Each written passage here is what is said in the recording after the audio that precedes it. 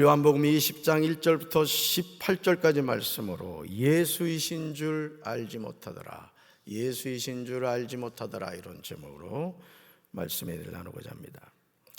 예수님의 생애를 정리하면 어떻게 될까요? 말씀이 육신이 되어 이 세상에 오신 예수님의 생애는 우리가 생각하는 것과 전혀 다릅니다. 그분은 성자 하나님이셨음에도 사명을 감당하실 때 조급함이 없으셨어요. 너무 느긋하셨어요. 그래서 읽어볼까요? 하나님의 때에 사명을 감당하셨습니다. 아멘. 어느 때예요? 내 때가 아니라 하나님의 때에 사명을 감당하셨어요. 그래서 예수님의 생애를 정리하면 크게 이렇게 볼 수가 있죠. 읽어볼까요? 탄생, 준비기간, 공생애, 십자가, 부활과 승천. 탄생하셨고 또 공생애를 준비하는 사생애의 삶이 있으셨고, 실제 공생애 한 3년 6개월 정도, 또 십자가에 못 박혀 죽으셨고 사흘 만에 사망 권세 깨뜨리시고 부활하셨고, 또 제자들과 40여일 동안 이 땅에서 계시다가 승천하셨죠. 예수님의 생애를 살펴보면 허물과 죄로 죽은 인간을 구원하기 위해 오셔서 복음을 전하시고 십자가에 죽으셨다가 부활하시고 승천하신 구원의 역사를 보게 됩니다. 그래서 예수님의 생애는 구속사적인 관점에서 봐야 되는 거예요. 구원의 역사라는 얘기죠. 쉽게 말하면 예수님은 동정녀 마리아에게서 성령으로 태어나십니다. 예수님이 12살 때 예루살렘 성전에서 율법 교사들과 대화를 하셨어요. 그들과 대화하자 주변에 있던 많은 사람이 예수님의 대답에 놀라는 것을 보게 됩니다. 그리고 약 30세까지 조용히 성장하시며 공생애를 준비하셨어요. 여러분, 하나님이신 그분이 제가 만약 예수님이었다면 저는 태어나자마자 이랬을 거예요. 걸음마 뗄 때부터 다니면서 회개하라, 천국이 가까이 왔다 막 하면서, 또 그분은 하나님이시니까 아픈 사람들 찾아가서 손을 얹은 막 낫는 거죠. 그냥 내가 하나님이다, 나를 믿어라, 막 이랬을 것 같아요, 저 같으면은. 근데 30년 동안 나사렛에서 거의 초야에 묻혀 살듯이 목수의 직업을 가지고 그냥 조용히 어머니 마리아와 올망졸망한 동생들을 먹여 살리는 실질적인 가장으로서의 역할을 감당하셨던 거죠. 예수님은 약 30세에 사역을 시작하셨습니다. 세례 요한에게 요단강에서 세례를 받으심으로 공생애를 시작하셨어요. 성령에게 이끌려 광야에서 시험을 받으십니다. 예수님은 독생자이셨음에도 어느 날 갑자기 하늘에서 뚝 떨어진 존재가 아니었다는 거예요. 사생애를 통하여 공생애를 차근차근 준비하셨어요. 그리고 하나님의 시간이 되었을 때 사람들 앞에 나타나셔서 하나님이 맡기신 사명을 우직하게 감당하십니다. 여러분도 주님의 사명을 감당할 때 이 준비 기간이 필요한 거예요. 기도의 준비, 말씀의 준비, 헌신의 준비가 필요한 거예요. 그럴 때 하나님이 그 사람을 쓰시는 거예요. 이제 우리 교육자들한테 이런 얘기를 참 많이 합니다. 잘 준비해라. 그리고 하나님께 쓰임받는 목회자가 되라. 여러분, 아무리 좋은 자리가 주어져도요, 준비되지 않으면 그 역할을 감당할 수가 없는 겁니다. 아멘이십니까? 저는 오늘 이 특별 새벽기도 마지막 날에 나오신 여러분들이 잘 준비하셔서 하나님께 쓰임받는 충성된 일꾼들이 되기를 주님의 이름으로 축원합니다. 예수님이 감당하신 주요 사역을 살펴보면 하나님 나라 복음 선포를 하셨고요, 12제자를 선택하셨고 병자 치유와 기적을 행하셨어요. 죄사함을 선포하시고 비유로 가르치셨습니다. 종교 지도자들의 반대와 로마 권력에 의해서 체포되셨어요. 유대 총독인 빌라도의 판결로 십자가형을 받으셨습니다. 이것으로 끝일까요? 예수님은 아레마대 사람 요셉과 니고데모에 의하여 무덤에 장사 지낸 바 되셨습니다. 요셉과 니고데모는 정성을 다하여 예수님의 장례를 준비했어요. 예수님의 장례는 금요일 오후 4시부터 6시로 보는데, 그리고 예수님이 부활하신 시점은 주일 새벽입니다. 그래서 일반적으로 예수님이 부활하신 시간을 주일 오전 4시부터 5시로 봅니다. 4시부터 5시. 요한복음 20장 1절에서 우리는 예수님이 부활하신 시간을 추정할 수 있는 근거를 찾을 수 있어요. 말씀 읽어볼까요? 안식일 다음 날 새벽 어둠이 채 가시기도 전에 막달라 마리아가 무덤을 찾아갔다. 그런데 무덤 입구를 막았던 돌이 이미 치워져 있었다. 아멘. 새벽 어둠이 채 가시기 전에. 여러분 성경 볼까요? 여러분 성경 보세요. 거다 밑줄 그으세요. 안식 후 첫날 일찍이 아직 어둘 때, 이 새벽 미명이죠. 네. 그때 예수님이 부활하신 거예요. 요한복음 20장 1절부터 29절은 예수님의 부활에 관한 기사로서 나는 부활이요 생명이니 라고 말씀하신 그 사실을 확실히 입증시켜주는 내용이 나와요. 여기서 안식 후 첫날 일찍이 아직 어둘 때는 주일을 의미하는 거예요. 주일. 따라합시다. 주일. 그래서 이제 기독교 역사상 최초로 주일이 시작되는 시점이에요. 이때부터 주일이 시작된 거예요. 요한복음 20장 1절부터. 그럼 그 전에는요, 안식일이었던 거죠. 안식일. 아멘이십니까? 어째 아멘이 이렇게 시원찮아. 아멘. 그러니까 요한복음 20장 1절부터 뭐가 지켜졌다? 주일이 지켜졌다는 거예요. 그 전에는 안식일이었고, 안식일. 예. 기독교 역사상 최초로 주일이 시작되는 시점이며 시작으로서의 창조를 기념하는 안식일이 완성으로서의 부활을 기념하는 대치되는 시점인 거예요. 읽어볼까요? 유대인들이 지키는 안식일은 금요일 일몰부터 토요일 일몰까지를 말합니다. 그래서 유대인들이 지키는 안식일은 금요일 언제부터? 일몰, 해가 질 때부터 토요일 언제까지? 일몰까지란 말이에요. 그런데 이게 어떻게 바뀌었다고요? 주일로 바뀌었다는 거예요. 주일로. 왜? 그 주일날 새벽에 누가 부활하셨어?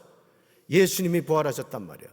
그래서 우리는 예수님이 성경의 주인공인 거 아시죠? 그래서 주일을 지킨단 말이에요. 안식일을 완성하신 분이란 말이에요. 근데 하나님의 교회는 아직도 무슨 안식일을 지켜야 된대. 안식교도 마찬가지예요. 그건 아직도 예수님을 모르고 있는 거예요. 믿질 않는 거예요. 아직 어둘 때 막달라 마리아가 무덤에 와서 돌이 무덤에서 옮겨진 것을 봤어요. 여러분, 당시 무덤 입구를 막고 있던 돌문은요, 장정 5명이 힘을 합해야 겨우 옮길 수 있을 정도로 무거웠다는 거예요. 장정 몇 명이? 5명이. 그렇게 무거운 돌이었다는 거죠. 그리고 무덤 입구에 움푹 팬 홈이 고정되어 있었기에 여인 몇몇이 무덤 문을 옮기기에는 사실상 불가능하였다는 거예요. 막달라 마리아가 예수님의 무덤을 찾아간 이유는 예수님의 부활을 믿었기 때문이 아니에요. 유대인의 관습에 따라서 예수님의 시신에 향유를 바르기 위해서 갔던 겁니다. 오늘도 계란 한 판 받으려고 오신 거 아니죠?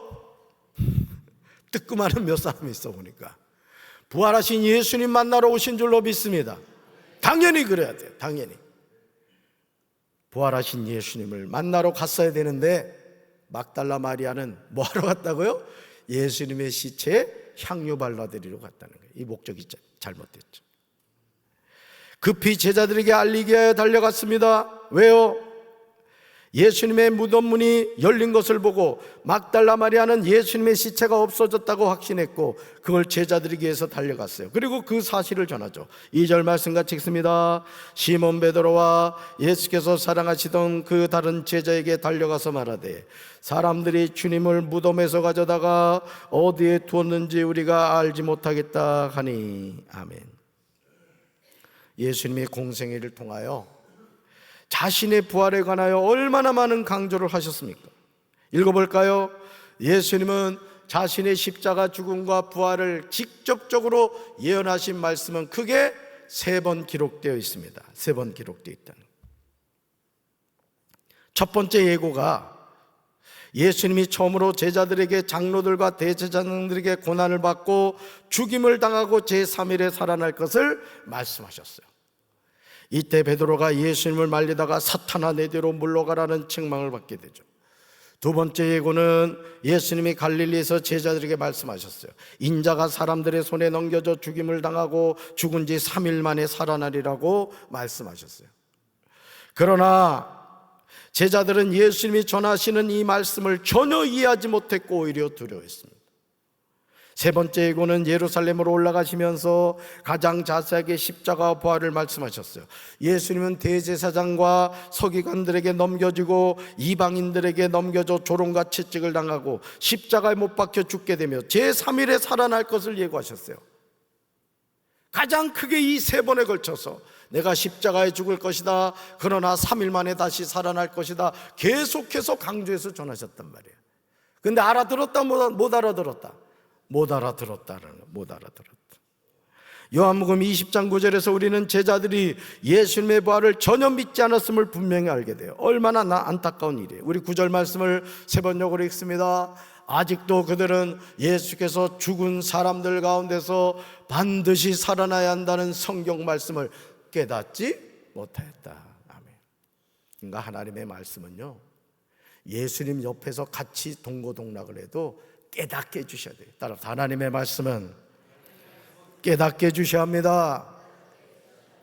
그래서 내 눈을 열어 주의 말씀에서 기이한 것을 보게 하시고 깨닫게 해달라고 기도해야 되는 거예요.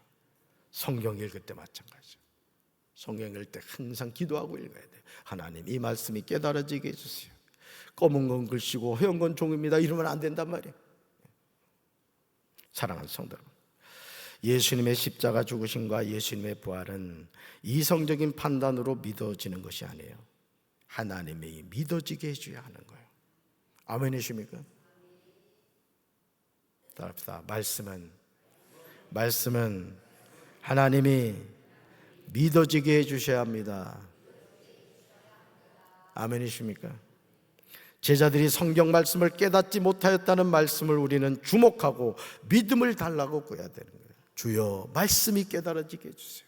말씀이 믿어지게 해주세요. 그리고 그 믿어지는 말씀을 선포하며 살게 하여 주시옵소서. 요한복음 20장 14절에서 읽어볼까요?